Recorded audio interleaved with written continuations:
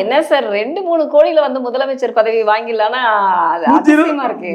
அப்படிதானே நடந்துச்சு.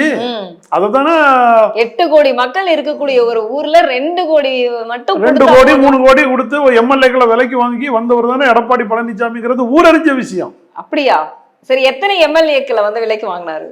அந்த அன்னைக்கு இருந்த 125 எம்எல்ஏக்கள் அண்ணனும் கூட வந்து 12 பேரை வெளியே தள்ளிட்டு மிச்சம் உள்ளது எல்லாருமே அவர் வாங்கி வந்தவர் தானே. அதுக்கு பிறகு அதுல இருந்து 23 பேர் எடப்பாடி பழனிசாமி வேண்டாம், இந்த முதல்வர் சரிபடாதுன்னு சொல்லிட்டு போர்க்குடி பிடிச்ச உடனே அண்ணன் ஓபிஎஸ் வந்து கை கொடுத்து அண்ணன் வாங்கணும்னு சொல்லிட்டு அண்ணன் வந்து இது பண்ணிக்கிட்டாரு. அண்ணனும் அம்மாவுடைய ஆட்சி போயிடக்கூடாது, கஷ்டப்பட்டு உருவாக்குற அம்மாவுடைய ஆட்சிங்கிறதுனால அப்போ கட்சிக்கு தான் அவனை பொறுப்பெடுத்துக்கிட்டாரு. எனக்கு வந்து பதவி வேணும்னு கூட ஆசைப்படல. அது அவரே சொல்லியிருக்காரு, பிஜேபி எல்லாம் சொல்லி எடுத்து இங்க துணை முதல்வரை வாங்கிடுங்க, அங்கீகாரத்துல இருங்கன்னு சொன்னதுனால உட்கார்ந்தாரு. ஒரு வீட்டு வசதி வாரியத்தை வாங்கிட்டு உட்கார்ந்துக்கிட்டாரு.